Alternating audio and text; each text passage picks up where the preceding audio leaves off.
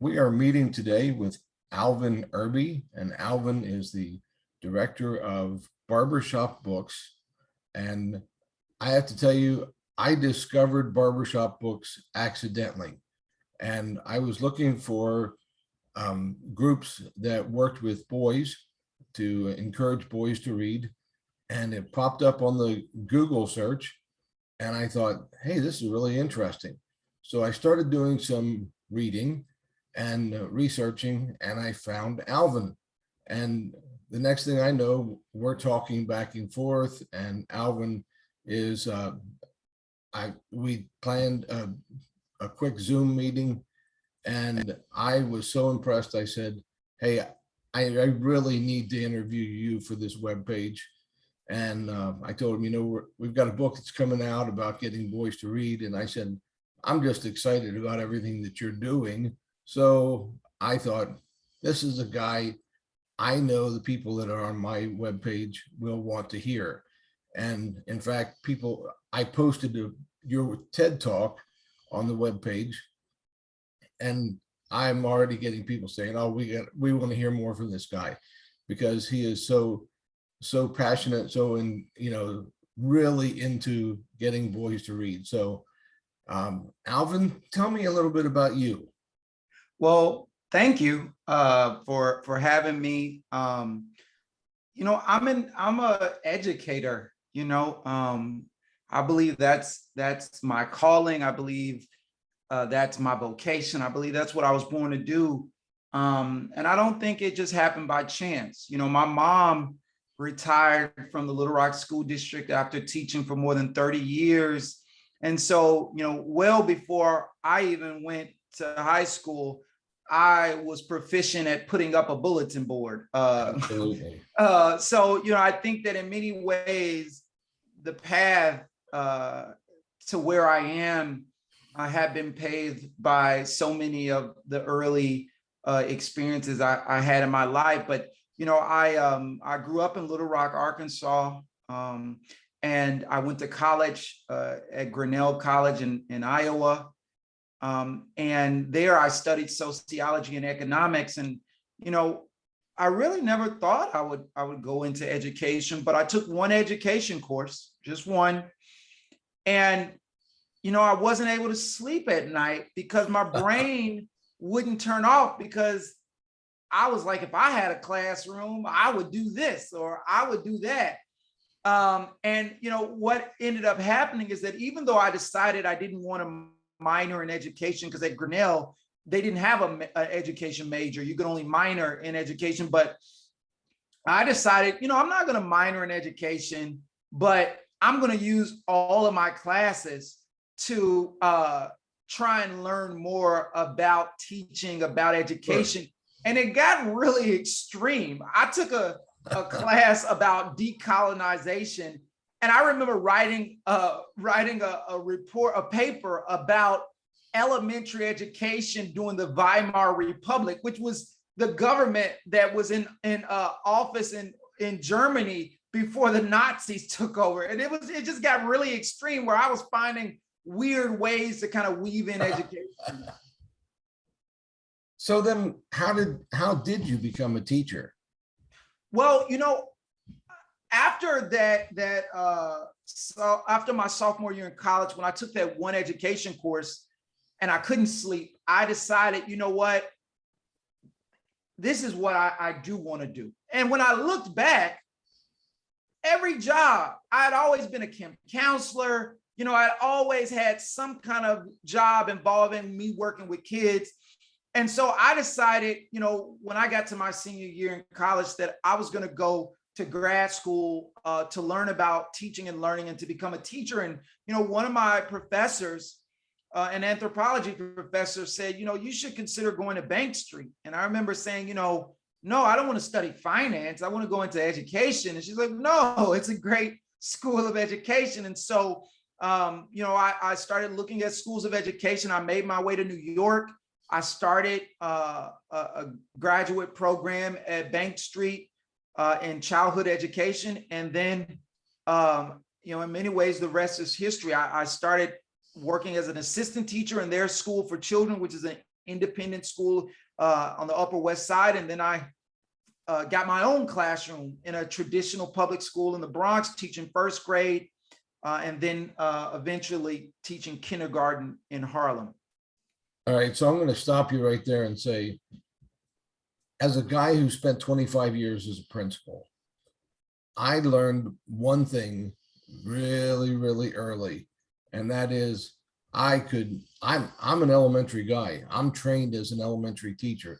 I have a bachelor's in elementary with a minor in science. I have a master's degree in elementary. I can't teach kindergarten or first grade. I can tell you that right now. Wow. I just know that is not me. It takes a certain type of temperament, certainly, to work with the little ones, and you know, yeah. And I mean, for me though, and I really love it. And I think, you know, me being a professional comedian for the past, I don't know, 10 plus years, you know, I think, you know, the opportunities that you have as an early childhood educator to essentially act out stories on a daily basis. I bet you did. You know, is something that I think was really fun and exciting, being able to bring kids into these worlds and to introduce these new ideas and experiences to them through these stories. I think for me was just such a beautiful and inspiring moment for me. See, I think, and I have to tell you, I don't know that I've ever known an elementary teacher who was also a comedian, but the fit is so incredible. It just seems normal. Well, you know, one of the things I mentioned in my TED Talk is how, you know, being a stand-up comedian taught me more about cultural competency than almost any other experience in my life. And, you know, when I think about the idea of, you know, an entire room full of different people from different places in the country and sometimes different places in the world, trying to get them all to laugh. Oh, yeah. At the same time, at the same thing, even though they're from completely different walks of life, is tremendously challenging. And when I think about what teachers are asked to do each and every day, taking this group of children who all have different learning needs, different past experiences, different world knowledge, and somehow get them all to learn this same bit of information or content, or master the same skill, you know, I think about how challenging that truly is. Absolutely. Yeah. And, you know, I always look at, and in colleges, we do a lot of research. So, you know, I always laugh at these research studies that say that class size does not make a difference. And I'm thinking, all right, people, you can give them 30 kindergartners. Yeah, that's what I'm thinking. That's exactly what I'm thinking, Alvin, because I think you tell me that the difference between 15 and 25 is not significant and it does not make a difference. And the only thing I want to say is, if you're a doctor and suddenly you have 15 people in your waiting room and they're all different, every single one of them are different. They have different things wrong with them. However, you're a general practice doctor, you know, and you got one guy over here who has a problem with his feet. Then the guy next to him has a heart problem. And then the lady next to them has bad breath and she can't get rid of it. And you know, and you think of all these different things, but he's got to fix them all within the space of about the first 15 minutes. Got to figure it out. Yeah. You know what he's going to do? He's going to say to his nurse, I think I'm going to take the day off and go play golf. And then I hope not, for their sake. Exactly. They say, but there's no difference between 15 and 25. And I'm thinking, no, you're nuts. That's all there is to it. Yeah, I don't know. You know, I don't know where. I mean, anyone who spent any significant amount of time in a classroom and not just in the classroom, but in a classroom where there's a wide range in ability. Oh, absolutely. And of the kids, you know that it matters because, you know, whether it's behavior or it's academics, there's often in a classroom where there's lots of variability in terms of ability and behavior, there's often a smaller group of students that require a lot more attention. And it's always a balance of making sure that you're pushing the kids who are already where they need to be, or getting them, closer, and the kids who are advanced, not forgetting about them, right? Making sure that you're still supporting them and pushing them, while also providing that critical support, extra support for those students who may be struggling. So what's the funniest thing that ever happened to you in a kindergarten classroom? When I taught kindergarten and first grade, I used to take quotes down every day. Like, I would stop class and be like, hey, everybody, I got to write this down, because kids would say the most hilarious things. I remember one time a student was asking me, Mr. Irby, do you know where babies come from? And I said, you know what, actually, I'm not sure about where they come from, but I'm sure your mother or dad might be able to offer some assistance in helping you to understand where they come from. And one student confidently raised her hand and said, I know where babies come from. And I said, well, would you like to share it with the class? Because I was curious. I was like, what is this student going to say? And she said, they come from your shoulder. And I was like, well, I don't know where babies come from, but I'm pretty sure that the shoulder is not where most babies come from. And so that was just really hilarious. And then another really funny thing that happened was, when I taught first grade in the Bronx, there was some kind of tree outside of our window that was attracting these bugs. I don't know how these little bugs were getting inside of the room, but these little bugs kept getting in the room. And I didn't want them to be a major distraction to the students. And so one of the ways that you kind of take the power out of something is by normalizing it. Whether it's a fart, whether it's a burp, whatever it is, you just try and normalize it, because if you act grossed out, the kids are going to want to see you get more grossed out. So I said to the kids, no, you don't have to be afraid of these bugs, because these are actually bugs that like to learn. That's the reason they actually came into the classroom, because they actually wanted to learn about what we're learning about. So if you see one, you don't have to get upset. You don't have to be scared. You can just say, oh, it's another classmate. And so I had actually got the students to the point to where they wouldn't have, really disruptive responses if one of these bugs appeared somewhere in the class. But then the literacy specialist came to do, a push-in lesson, and she saw the bug and she just freaks out. And all the kids are like, oh, no, they're just here to learn. And she's like, I don't care. I don't care what they're here for. And she, and so, I was like, well, that just disrupted my whole little thing I had created for the kids. That's funny. So I feel like I could have stories and stories. Oh my, I know. All day. And I think that's one of the greatest things about working in elementary school, because the most hilarious things happen. I will never forget the first day of school one day when I had a brand new assistant principal, and she had never worked in elementary before. She was a middle school teacher, but in Indiana, principals are certified for K through 12. So she had never been in an elementary building and worked before. Oh, it's a different world. People ask me, what's the difference between kindergarten and first grade? And that's just kindergarten and first grade. Oh, yeah. And I say, well, there's a lot more accidents, right? Well, that's exactly. So we're walking around first day of school, we're making our rounds just to make sure everybody in the classroom. And we're walking up the hall, carpeted hallway, and there was a pile of poop in the middle of the hallway. And she looked up the hallway and she said, Doc, is that what I think that is? I said, yes, it is what you think it is. And she said, well, what are we going to do? And I said, here's what I'm going to do. I'm going to stand here and guard this. You're going to go find the custodian so he can clean it up. They can pour that stuff on it. Oh, yeah. And she said, well, why do you have to guard it? And I said, because somebody's going to step in it if you don't.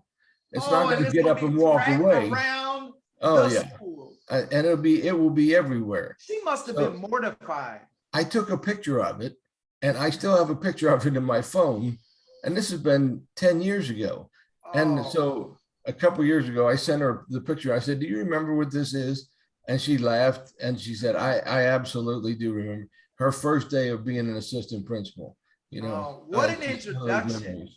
And what an apt introduction to, I used to always tell people, you know, I remember, I think I ran the Boston Marathon one year, and they had like a tagline that was like "pain is nothing," or like, I think, or maybe some sponsor gave out those free little, whatever those little aluminum little blankets or whatever they put over Yeah. people after marathons. And I think it had like "pain is nothing." And when I started teaching kindergarten, my tagline was like "gross is nothing." Like after working with the little Yeah. kids, it's like, it's going to take a little bit more than whatever you're talking about to gross me out. Yeah. Yeah. That's so true. So, Alvin, when you got started and working even kindergarten and first grade, um, kindergarten, I've always been bothered by the fact that some kindergarten teachers would come to me and say, "This child is so far behind." And I said, what do you mean he's far behind? He's coming into kindergarten. And And probably didn't have pre-K or any that's type of. what exactly. So it's our job to take this child from where he is right now and teach him what he needs to know, everything he needs to know. And I'm not saying that just because they put that on a poster, everything I need to know I learned in kindergarten, but because it's our job. We take them from wherever they are, and our job is to teach them what they need to know in kindergarten so that they're ready to go to first grade. But how did how did you decide that one of the things you were going to give your life to was working with boys? um One of the things that I think is relevant for both my interest in early childhood education and my interest in working with boys in particular, I think is, I really viewed, kindergarten and first grade as laying the foundation. Absolutely. You're And right. and when I say laying the foundation, I wasn't only talking about so that the kid could do well on a test, but Oh yeah, that's right. I really was interested in helping prepare them to combat whatever type of kind of negative learning or educational experiences they might encounter as they go through their kind of school journey, so that they would still identify as a reader, still identify as a learner. Because I was like, well, I can't control what other teachers they're going to have or what other schools they're going to go to. But if I can help instill in them the idea that learning is fun and that learning is something that Right. I can be in control of, that reading is fun, that reading is something that I can be in control of, independent of school, independent of my teacher, independent of my parent, and that I have interests and experiences that matter. I think for me, that was one of the things that really just, I think, drove me. Yes, I wanted my students to make sure they knew the vocabulary words or high frequency words or sight words or whatever that would be helpful, and to make sure that they had a mastery of the early phonics and phonemic awareness skills they would need to become a proficient reader.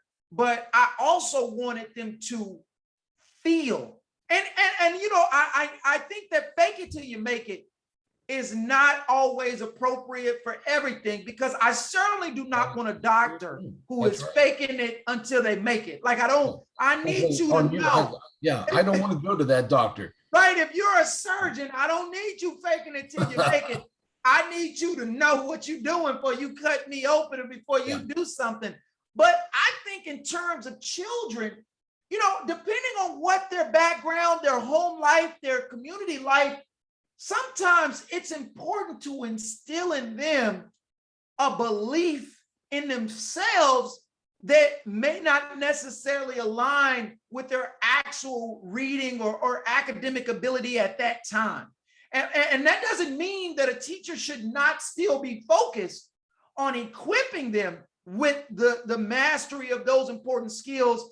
But I think that, this whole idea that every kid is the same, or every kid needs to learn the same, or it's like, no, if you don't have any books at home, if you don't have anybody reading to you, if you don't have anybody taking you to a library or buying you books, you're going to be experiencing school in a very different way than children who have those supports at home. And so I think that it's in the best interest of the children, and in the best interest of teachers and their ability to actually deliver on the goals that they want for children, to acknowledge that there are differences, and to begin to kind of think about, well, what do those differences mean for how I should be communicating and delivering the content to students? See that, and that you hit on something right there that is one of the greatest truths in elementary that we understand. And when we see kids that grow up in the kind of poverty that we've dealt with, and we recognize that nobody's buying books for them, and they don't go home to a whole bookshelf full of books, or somebody curling up with them, cuddling up with them, reading to them. Yeah, and reading a story to them before they go to bed. And so they don't have Goodnight Moon, or the Mo Willems books or whatever. They don't have any of that. Or what's your book that I've tried? Gross Greg. Gross Greg. My sons would have loved that book. I'm just telling you right now. That would have been the favorite book, and I would have had to read it every night. Yeah, but parents tell me that they get sick to their stomach because some of their kids make them read it to them over and over again. Absolutely. But the thing is, and I found this, that if kids don't have books in their home, that is one of the biggest disadvantages.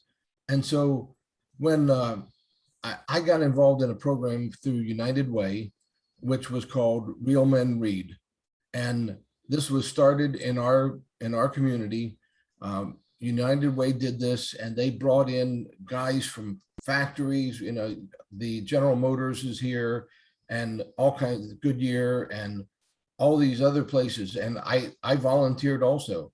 And United Way bought the books, and so we would go in, we would read the story, and then when we finished reading the book, then there was a copy of the book for each kid in the class. Oh, that's great. To take it home. And one of the requirements was the teachers were not allowed to make the kids keep the book at school. This was a book to go home. So by the end of the year, we knew they at least had 5 books. Now, to me, that's not enough. I feel like if I don't have 5 books waiting to be read, I get panicky. I'm like, I read all the time. I'm a book nerd. I know that. So I'm looking for always what's waiting when I'm finishing this one. But I think that's a really important part of kind of how Barbershop Books curates content, is that, we think about series that will inspire boys to not only want to read, but to want to read more books in whatever that series is, and making sure that if we hook a kid, that there's other books either in that series or other similar types of books that they can kind of engage of the same character or the same kind, because boys, and here's what I think, this is just my own thought, but I think sometimes boys get lazy as far as reading, because I think they like, for example, the Wimpy Kid books, because they don't have to relearn the characters. They know who the characters are. They know what to expect. Yeah, exactly. And I think also, a lot of, kids want to, I think all kids, right? Whether it's a girl or a boy, I think they tend to like characters who they identify with, yeah, for whom they, see some similarities. and Captain Underpants, Diary Wimpy Kid, making friends, getting in trouble, Oh yeah. cracking jokes, doing pranks, laughing, you know, Yeah. uh, those are all things that I think boys especially really connect with. Unfortunately, a lot of those types of things or that type of content isn't usually used for instructional purposes. All right. So let's come back to that because you told me, and this is a point that I have never heard anybody else talk about. And I will tell you, I first started studying this issue when I was a middle school principal.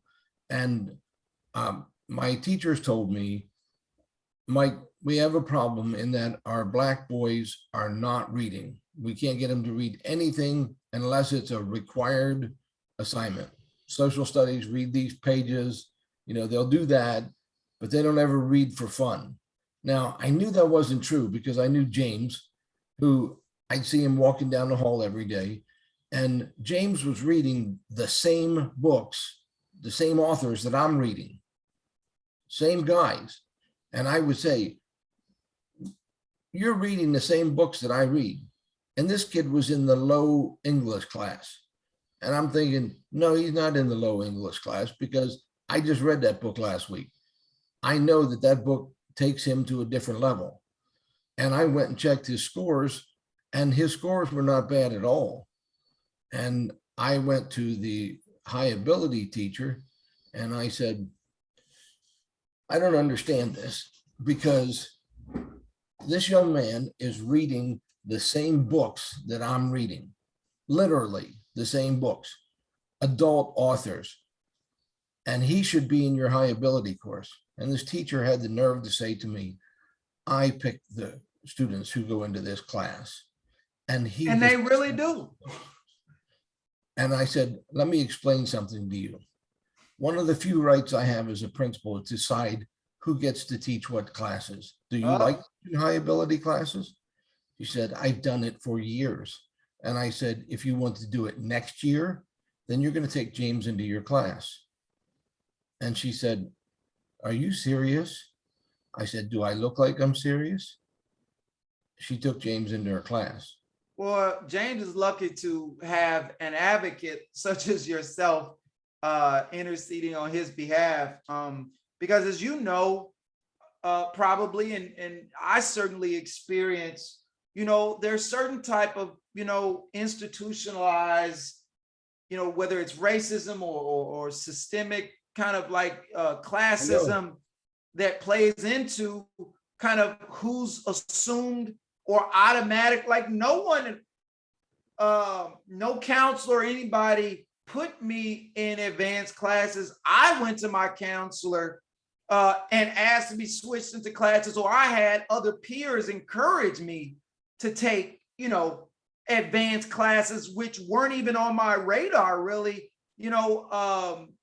but made all the difference for me in terms of my preparation to be able to go to a competitive college. Now, when you and I were talking the other day, you were talking about specifically Black boys, and you made an observation which I've never heard anybody else say.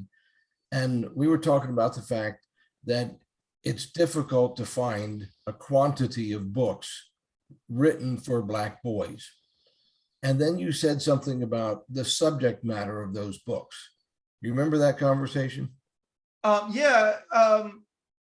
Is that where I was talking about how many of the books that are targeted or kind of promoted to Black boys focus on oppression narratives and affirmation narratives? And, I just want to preface this by saying that, stories that discuss historical events such as slavery and civil rights are important. Books that affirm how a Black boy looks, whether it be their hair or their skin color, are important. But yes, Black boys, like any other child, they are more than the oppression of their ancestors, and they're certainly more than their skin. And I think that far too often when it comes to children's literature that's supposed to be created for Black children, a lot of the titles don't go beyond the oppression, or they don't go beyond skin deep. And I think that, unfortunately, also in life, Black people, whether they're a child or an adult, don't get to be individuals. Somehow, when a Black person stands up and says something, or they write a book, or they're interviewed, they're somehow looked at as if they're supposed to be representing an entire group of people, which is why so often you don't see children's books featuring Black boys that are silly and gross, because a lot of people are like, well, we don't want to make it seem like Black boys or Black children are gross. And it's like, well, why does a white boy get to be gross and silly, but a Black child doesn't? And it's because a white child, no one looks at that book and says, well, all white children are gross and silly, but when it comes to books that feature Black children, somehow Black children aren't allowed to be individuals, and they aren't allowed to be fully human. They aren't allowed to be their full selves, And they're not allowed to laugh. This is the thing that bothers me, because, and I've seen this happen in schools where a group, and I don't think it's intentional, but I know it happens. And I've seen it happen where a group of white kids are sitting around and they're laughing, and that's okay. But if a group of Black kids are sitting around and they're laughing, an adult will go over because they think they're up to something. Yeah, implicit bias is real. It is certainly real. Racism is real. I don't think that I don't think that every teacher who exhibits, those types of actions or behaviors, I don't think it's always intentional. That's what implicit bias is about. It's like there are these biases that operate under the surface, but just because something isn't intentional or purposeful doesn't make it any less detrimental, or to the students who are on the receiving end of it. So how do you get, and this is a serious question, because you and I both worked with Scholastic, and we've done some things with them, and Scholastic is a wonderful company. And when I first started doing some work with them with their principals advisory board, one of the things that they did when we were at a meeting down in Lake Mary, Florida, they took us out, this was a group of urban principals, into the warehouse. And, for me, a book nerd, you take me into a book warehouse, I think I'm in heaven. And I'm just like, oh, this is so cool. And they said, you got 20 minutes, pick as many books as you can that represent the kind of diversity that you have in your school. Oh, that sounds like quite a task. I found 4 books. Yeah. And I came back and I said, and they said, why only 4 books? And I said, because I'm principal of a school that has 19 languages besides English. And you don't have books that represent my kids. And they said, then we have some work to do. And I said, let me explain to you what I need. Now, they took it seriously. They listened. And they worked really hard trying to diversify. And I will tell you that the last few book fairs that I've been to, they've had a lot more books, a lot more that are diverse. Yeah. But I will tell you also that it's difficult. And one of the challenges, and I think one of the big challenges, is that children have very little money. Yeah. That, what? Children do not buy books. Principals buy books. Teachers buy books. Parents buy books, right? And so a lot of what is getting published is not necessarily based on what a child actually wants to read, but what a principal, a teacher or a parent will buy. Yeah. And they, I'm sure, have all kind of research and analytics to kind of indicate, by aligning it with these, social studies Right. curriculums, or aligning it with these priorities, we can sell this many books. And this isn't just Scholastic. I think, this is the publishing, because they're a for-profit entity. And I think Right. sometimes people may forget they have, shareholders or people that they have to be accountable to. And unfortunately, like I said a second ago, children have very little money. And think about the kids who have a book allowance. Who are those kids who have a book allowance? And what percentage of all kids do they represent? Right. And see, this is why every time I would go down there and talk with Scholastic, the thing that I would say to them over and over is, my kids don't go to Barnes and Noble. You're their only bookseller. You're the only one that they know, because they don't Isn't that go. the saddest thing, when the kid has no money? Yeah. And they're watching other students. When I was at the Boys Club in New York and I organized the book fair, one of the things that I would do is, we had it for a whole week. We would have the carts set up in our little cafeteria / auditorium. And I would bring classroom rugs down into the area so that every kid, no matter how much money they had, they could come in there and get their Barnes and Noble on. As I would tell them, they could sit, and I put bean bags, little colorful, little sports themed bean bags that I had in the library. I would bring them down to the book fair. Everybody, and they could just sit in there and read as many books as they wanted. And I also worked with the middle and high schoolers to get volunteers. And I would tell them, hey guys, if you volunteer this week to work in the book fair, I will set aside 1 or 2 books, any books that you choose, and I will give them to you at the end of the week. And so I would actually have these young men, middle schoolers and high schoolers, I would train them. They would be talking to the parents. They would help the little boys, because it was all the Boys Club in New York. For anyone who doesn't know, it's one of New York City's oldest nonprofits, and they only work with boys, ages 6 to 18. And so, they would help sell some of the parents who might have been a little reluctant. Some of them were fluent in Spanish. My Spanish was questionable,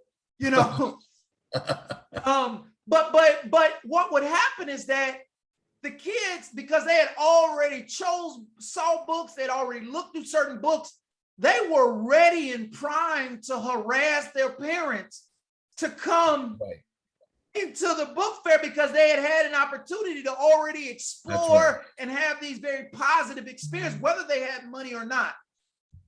All right. So now we're going to change topics a little bit, because the one thing that really got me interested in what you're doing with your life right now is these barbershop books. So you got to tell us about this. How in the world did you come up with this idea, and what are you doing with it, and where's it going? I mean, that's what I want to know.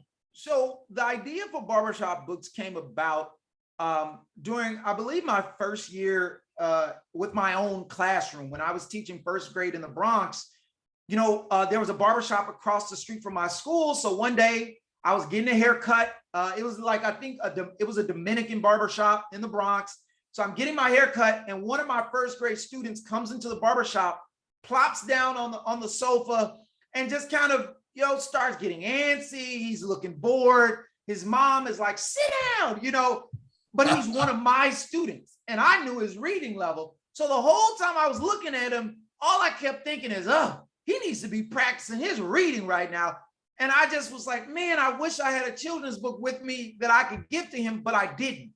And so it was really this chance encounter with one of my students that kind of sparked the idea for what is now Barbershop Books. I think also the fact that I'm a Black man and that I have, a certain type of relationship with the barbershop, and me being an early childhood educator, I think all of that kind of came together to make this perfect storm All right, so kind of go back sparked. to that because you Yeah. kind of skipped over that. You said you have a certain kind of relationship with the barbershop. Well, Tell like me what does most that mean? Black boys, unless their parents cut their hair at home, start going to the barbershop around age 2 or 3.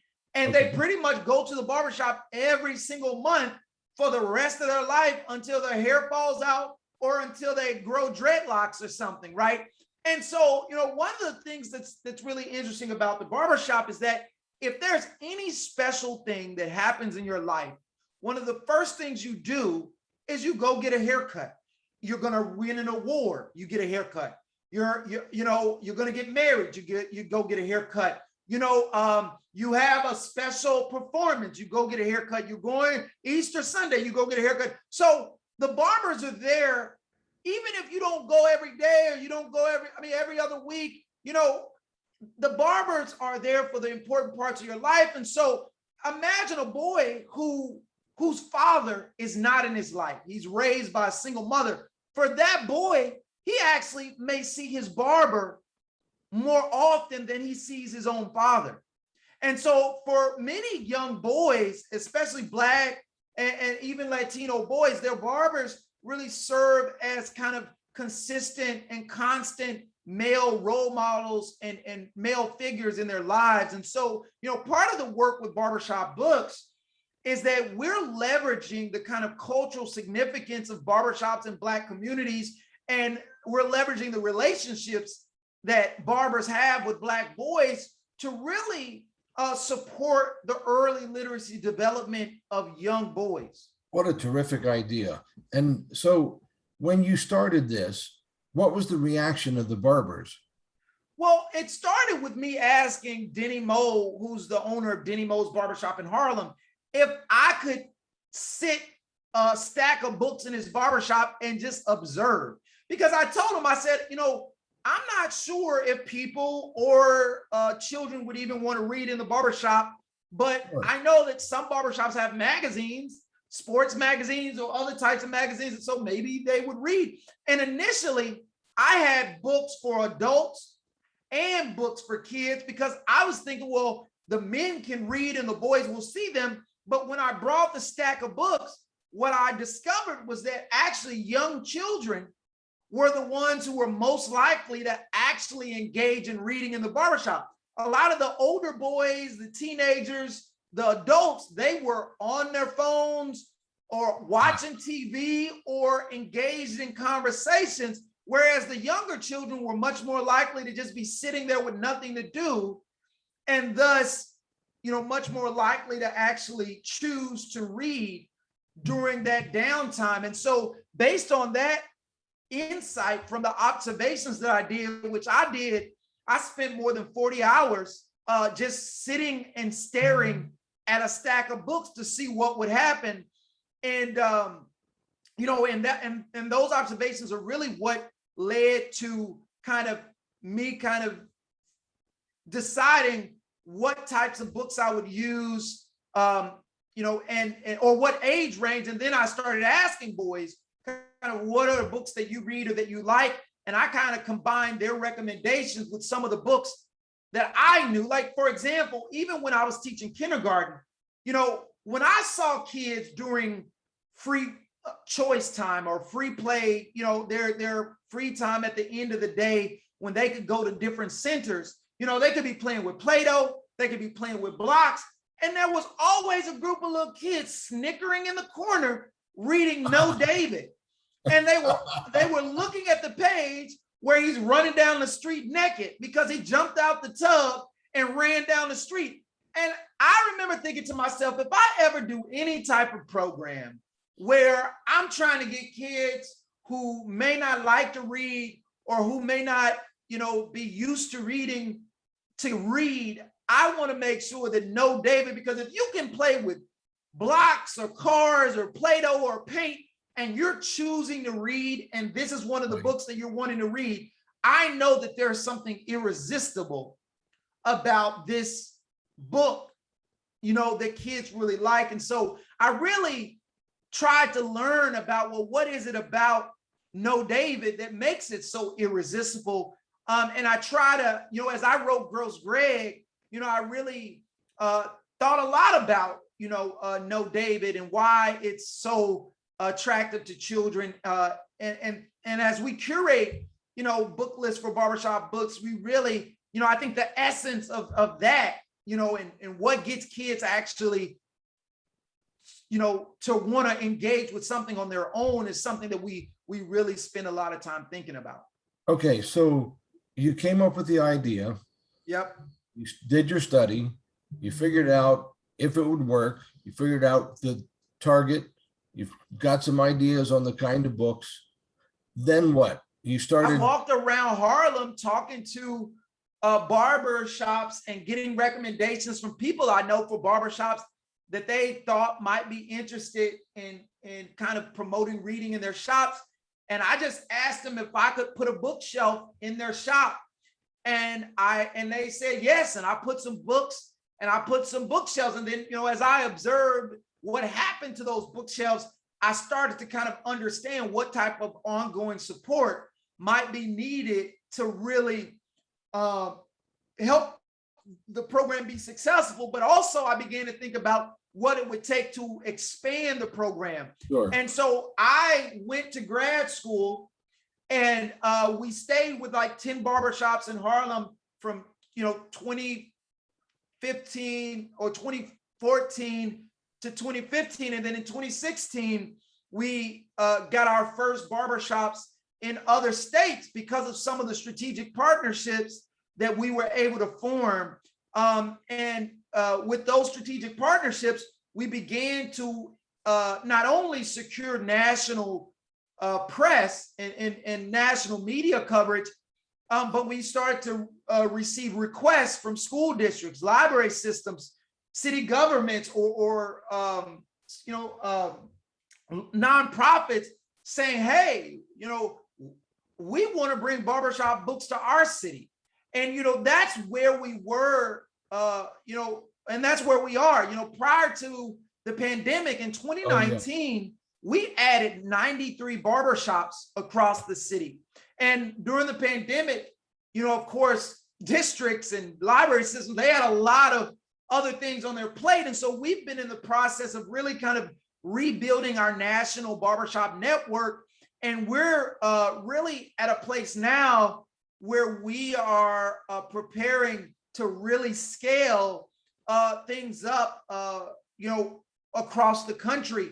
And as more school districts, more library systems and organizations are looking for ways to kind of address a lot of the kind of learning challenges that children have faced during the pandemic, I think that Barbershop Books is really positioned to kind of help them create and expand the reading opportunities that exist outside of school. Well, Alvin, I have to tell you, I think it's one of the coolest things I have ever heard about getting boys to read. I think it's so profoundly simple, but it's also so profound because it is targeting boys at a time when they really have nothing else to do. And, parents are always saying, sit down. I want you, you're not going to be running around in the barbershop, Yep. And it's perfect. It really is a perfect program. I can't even think of a single thing wrong with it, except that you need more money so you can do more barbershops. Well, we are continually iterating as we, collect and gather feedback from our various stakeholders, whether that be our community partners, whether that be the barbers or barbershop owners, the parents, so that we can just continue to deepen our impact and expand our reach. For anyone who's hearing this and saying, I know a barbershop down the street that I want to sponsor, or my church wants to sponsor a barbershop, or maybe my school wants to sponsor a local barbershop, they can visit our website at barbershopbooks.org. Also, please connect with us on social media at Barbershop Books. And I'm really excited about a project that we're working on where we're going to start putting out curated book lists that will hopefully help parents who have not bought books for their kids, or who don't know what kinds of books their boys might like to read. Right. And really thinking about those parents in particular, so that, because so many of the book lists are designed, I think, for what parents want, or what teachers want, or what schools Yeah. want. Alvin, But we're going to be putting out oh yeah, book lists informed by recommendations and input from Black boys, that we hope will really kind of add tremendous value for parents. And we're going to be putting out those lists several times a year, and creating all types of kind of content and programming around those lists. One of them being, we're going to be working using focus groups with Black boys to help us as we are vetting those lists, to make sure they are in fact the lists that boys are telling us will lead and inspire other boys to read. And Alvin, this is one of the things I talk about in the book, is that teachers are always given recommendations, and this, but you also know that the majority of elementary teachers are female. And as they're giving out recommendations to boys who say, I don't know what to read, implicit bias, the teachers give a recommendation based on what they liked reading when they were little girls. Well, or what the little girls in their classroom like. Yeah. And I was an elementary teacher, so I made recommendations based on the books that I liked when I was a kid.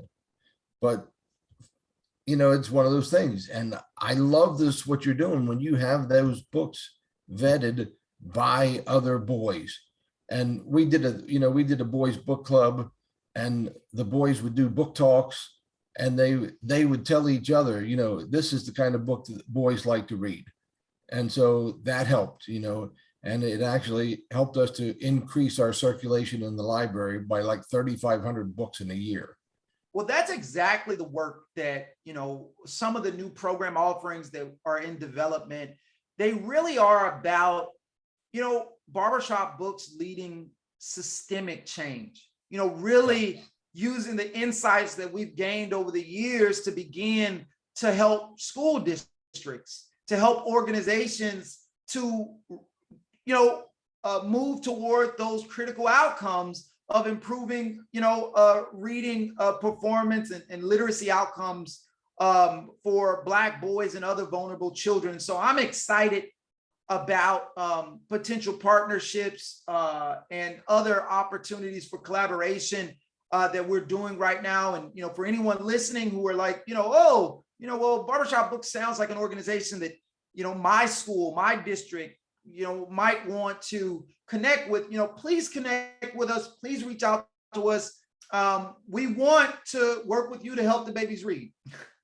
I could not have said it any better. And I want to say thank you very much, Alvin, for working with us on this recording today. I just felt when I talked with you that this is the kind of program I completely love. And I think it can't get any better. I mean, anything that gets people reading, anybody reading, but especially boys, I am all in favor of. So thank you very much today for your conversation, and to the people that are going to listen to this, and I know a lot will, I hope you'll follow up, look up Barbershop Books, and make a donation. And then make sure that you make a donation. And make that donation. That's right. Yep. That's absolutely right. Thank you so much for having me. It was a pleasure. I'm We will stay in touch, Alvin. Yeah, we'll be talking again soon. All right. Thanks.